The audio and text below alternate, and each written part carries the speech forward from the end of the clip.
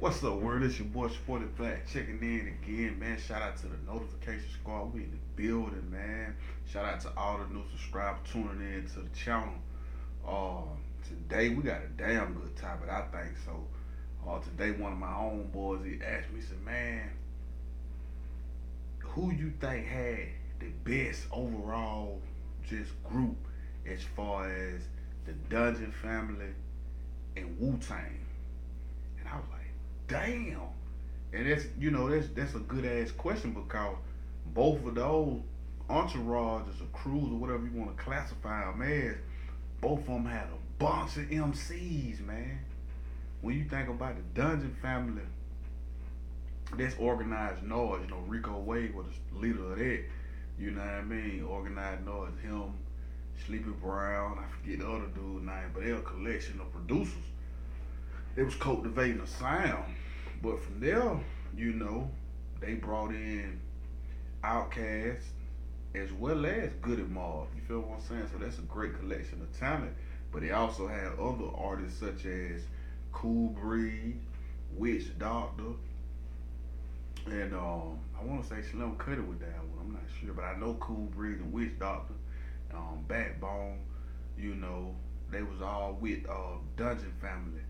And Dungeon Family, you know what I mean, they did a lot, man. Especially Organized Noise, the team of producers, because they were responsible for a lot of big time hits, crossover hits like the Waterfall. That shit was multi-platinum with TLC. You know, they were responsible for that, as well as a few other songs, right? And they had got a really big um, production contract. You know what I mean? Back in the day, they tried to put niggas on, but it didn't really manifest. You know what I'm saying? They couldn't keep up putting out the quality of hits. Once they got that big deal, so they end up losing that deal. But they still, rich to this day. They got a really dope documentary that I watched on Netflix. So you might want to go check that out. The Dungeon Family. Check out. They're talking about how they got started and all that right there. Basically in their basement, in Rico Wade mama basement down there, man. They call it the dungeon. They were really putting out a lot of great, what I'm saying, music, and they helped, pioneer the whole sound for Atlanta moving forward, like in the mid '90s, and even Future, that's Rico Wade, little cousin. He's came up in artist development in the dungeon. You know what I'm saying? He got it tatted on his Dungeon Family, so he like the last Mohican out the Dungeon Family tribe. You know what I'm saying? And I think he very vital. You know what I mean? To carrying on that legacy. Of course, his music is very different from those that came before him, such as Outkast and Goody Mob. His music reflect more that trap life or strip club culture that Atlanta has. You know what I'm saying? So it's it ain't really on the same shit as Outkast them. But then you think about Wu Tang. Now these niggas were deep as hell. I don't think there's no other rap group in history as deep as Wu Tang. But you just go to focusing on the MCs they had.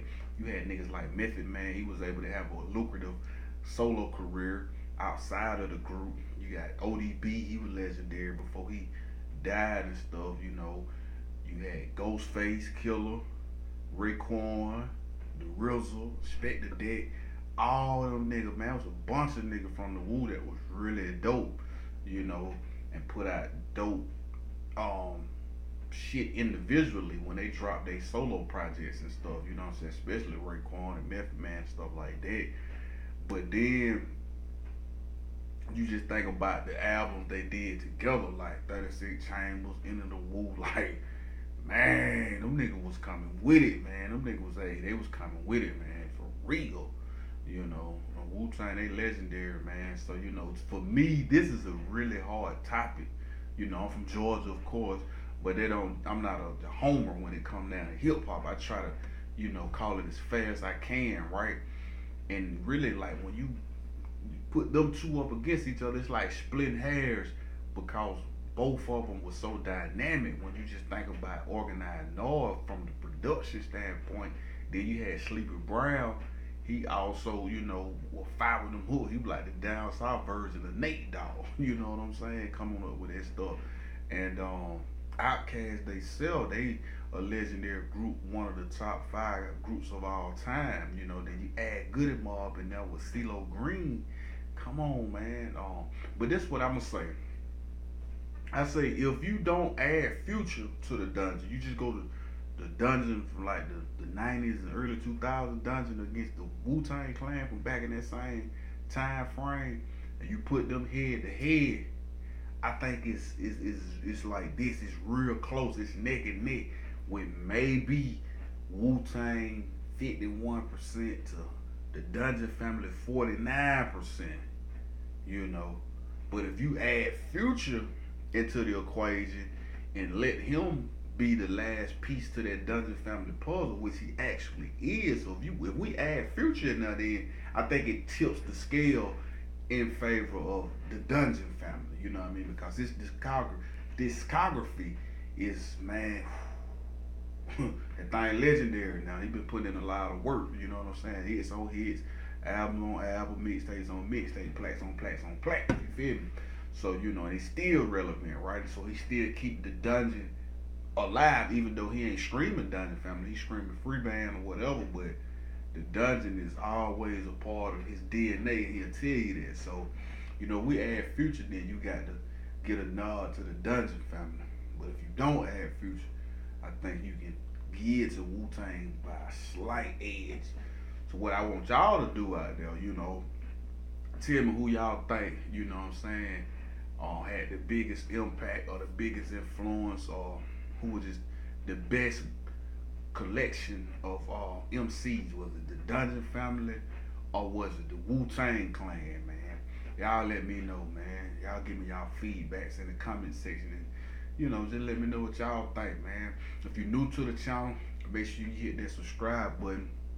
If you like this video, make sure you hit the like button. If you didn't like it, you know, that's cool. You can hit the dislike button. It's all love. I'm just glad that you here tuning in, man. I'm supporting black. That's about all I got to say for this. But once again, hit the comment section and give me your feedback. That's all I got to say for now, man. I'm out.